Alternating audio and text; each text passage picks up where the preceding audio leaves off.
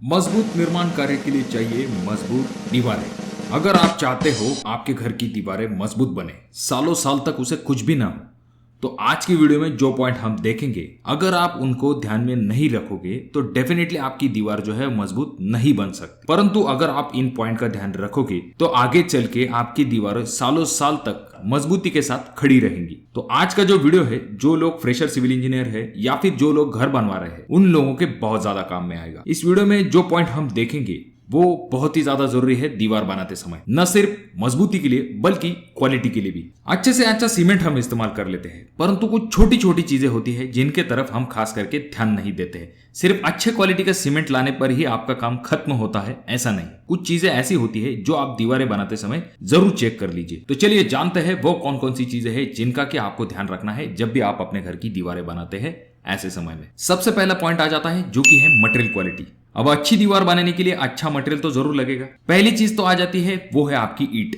जो ईंट आप इस्तेमाल करने वाले हैं ब्रिक वर्क के लिए, वो कच्ची नहीं होनी चाहिए या फिर बहुत ज्यादा पकी हुई, यानी कि जिसे ओवर बर्न ब्रिक कहा जाता है, ऐसी नहीं होनी चाहिए। ईंटों की क्वालिटी कैसे चेक करनी है इसके बारे में एक सेपरेट वीडियो हमने बना के रखी है, आई बटन में मैं उसका लिंक दे दूंगा। इस वीडियो के बाद जाकर आप उस वीडियो को भी देख सकते हो। अब बात करते हैं रेती की, यानी कि जो सैंड होती है वो अच्छी क्वालिटी की होनी चाहिए, यानी कि उसमें ज्यादा मिट्टी मिक्स नहीं होनी चाहिए। अब बात करते हैं सीमेंट की। अब जो कोई भी ब्रांड आप इस्तेमाल कर रहे हो, ये चीज जरूर देख लीजिए कि वो सीमेंट जो है वो 3 महीने से ज्यादा पुराना नहीं होना चाहिए, क्योंकि जितना पुराना सीमेंट होता जाएगा उतनी सीमेंट की स्ट्रेंथ जो है वो कम होती जाती है। तो इस वजह से ये जरूर ध्यान में रखिए कि 3 महीने से ज्यादा पुराना वाला सीमेंट जो है उसका इस्तेमाल मत कीजिए। और सीमेंट की भी कुछ क्वालिटी चेक्स होते हैं जिनके रिलेटेड वीडियो आपको आई बटन में मिल जाएगी। जैसे कि आपका जो सीमेंट है उसमें गांठें नहीं होनी चाहिए, फ्रेश फील होना चाहिए, उसका कलर, ऐसी बहुत सारी चीजें उस वीडियो में आपको मिल जाएंगी।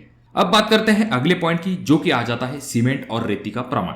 तो दीवार बनाने के लिए सामान्यतः 1:6 का प्रोपोर्शन लिया जाता है, यानी कि 1 part is cement and 6 part is sand. अब कुछ सिचुएशन में 1:4 का भी प्रोपोर्शन लिया जाता है, परंतु जनरल आपको ये चीज जरूर ध्यान में रखिए कि 1:6 का प्रोपोर्शन आपको ब्रिक वर्क के लिए लेना चाहिए। अब बात करते हैं अगले पॉइंट की, जो कि आ जाता है ईंटों की चिनाई करते समय आपको कौन कौन सी चीजों की तरफ ध्यान देना है, जिससे कि आपकी दीवार की जो फिनिशिंग है वो अच्छी क्वालिटी के आपको मिल पाए। सबसे पहले आपको ये चीज चेक कर लेनी है कि आपका जो सीमेंट मोर्टर होगा, यानी कि जो माल होगा, उसे आपको 30 मिनट से पहले इस्तेमाल कर लेना है। ऐसा नहीं होना चाहिए कि माल बना के रखा है और मिस्त्री जो है वो लंच के लिए चले गए। जब भी आप मोर्टर बनाते हैं तो उसका इस्तेमाल आप तुरंत कर लीजिए। जब भी आप मसाला बनाते हैं ऐसे वक्त में ये चीज जरूर ध्यान में रखिए कि माल बहुत ज्यादा पतला मत बनाइए। जितना माल पतला होता जाएगा उतना उसकी स्ट्रेंथ कम होती जाएगी। और जब आप ईंटों का इस्तेमाल करते हैं तो ईंटों का इस्तेमाल करने से पहले उन ईंटों को अच्छे से भिगो लीजिए। अगर आप ईंटों को अच्छे से भिगाएंगे नहीं,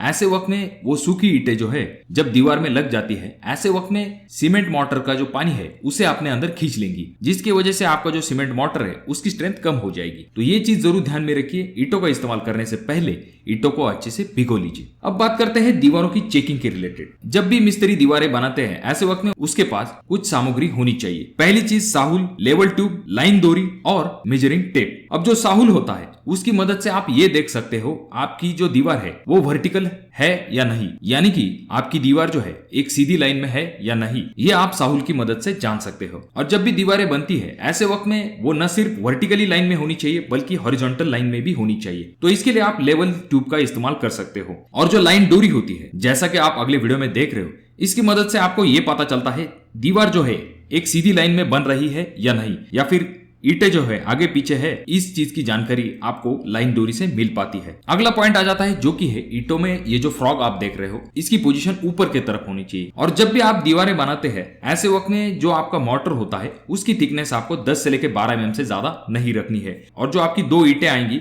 उन दोनों के बीच में जो ज्वाइंट होता है वो भी 10 से लेकर 12 mm से ज्यादा नहीं होना चाहिए। और अगर हम बात करते हैं ज्वाइंट्स की, तो खास करके आपने देखा होगा जो आपकी ईंटों के ज्वाइंट है वो एक के नीचे एक नहीं आने चाहिए। अगर किसी जगह पर गलती से एक के नीचे एक बहुत ज्यादा जॉइंट आते जाते हैं ऐसे वक्त में उस जगह पर दीवार में क्रैक डेवलप हो सकता है। तो इस वजह से ये जरूर ध्यान में रखिए जो जॉइंट है वो थोड़े से जिगजैग टाइप में आने चाहिए। और जब भी आप दीवारें बनाते हैं तो ये चीज जरूर ध्यान में रखिए, अगर आप 4 इंची दीवार बनाने वाले हो तो 1 मीटर ब्रिक वर्क होने के बाद उसके ऊपर कंक्रीट बेल्ट देना बिल्कुल भी ना भूले। और जब भी आप दीवारें बनाते हैं एक दिन में 1 मीटर से ज्यादा ऊंची दीवार मत बनाइए। खास करके आपने देखा होगा अगर आपकी 4 इंची वॉल है और एक दिन में ही अगर आप उसकी हाइट बहुत ज्यादा ले लेते हो, ऐसे वक्त में दूसरे दिन आने के बाद आपको यह जरूर दिखाई देगा कि जो दीवार है एक साइड में झुक जाती है। और जब भी आप ब्रिक वर्क स्टार्ट करने वाले हो उससे पहले जो ब्रिक वर्क के नीचे का एरिया है उसे पहले तो क्लीन कर लीजिए। जब भी आपकी दीवार कंप्लीट हो जाती है ऐसे वक्त में आपको उसके ऊपर रैकिंग जरूर कर लेनी है। रैकिंग यानी कि ये जो मिस्त्री आपको अगले वीडियो में देख रहे हो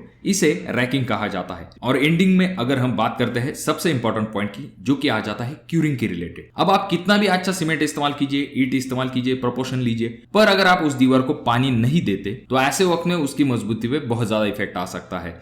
तो इस वजह से आपकी जो दीवार होंगी उनको आपको 7 से लेकर 10 दिन तक कम से कम पानी देना है, जिससे कि आपकी दीवार जो है मजबूत बने। और भी बहुत सारे पॉइंट होते हैं जो कि आपको ब्रिक वर्क करते समय ध्यान में रखने चाहिए। तो इसके लिए अगर आप चाहते हो तो IS कोड 2212-1991 को रेफर कर सकते हो। देखिए अगर आप इन चीजों का ध्यान रखोगे तो डेफिनेटली आपकी जो दीवार है वो सालों साल तक मजबूत रहेगी। और अगर आपकी दीवार अलाइन है, लाइन में है, ऐसे वक्त में उसके ऊपर प्लास्टर को भी बहुत ज्यादा माल नहीं आएगा। अगर आपको ये वीडियो अच्छा लगा हो तो जरूर इसे लाइक कर दीजिए। और अभी तक आपने चैनल को सब्सक्राइब नहीं किया दोस्तों तो कैसे चलेगा, चैनल को जरूर सब्सक्राइब कर दीजिए। और अगर आपके कोई सवाल है तो कमेंट बॉक्स में कमेंट जरूर कीजिए। तो मैं मिलूंगा आपको अगले वीडियो में, तब तक के लिए धन्यवाद।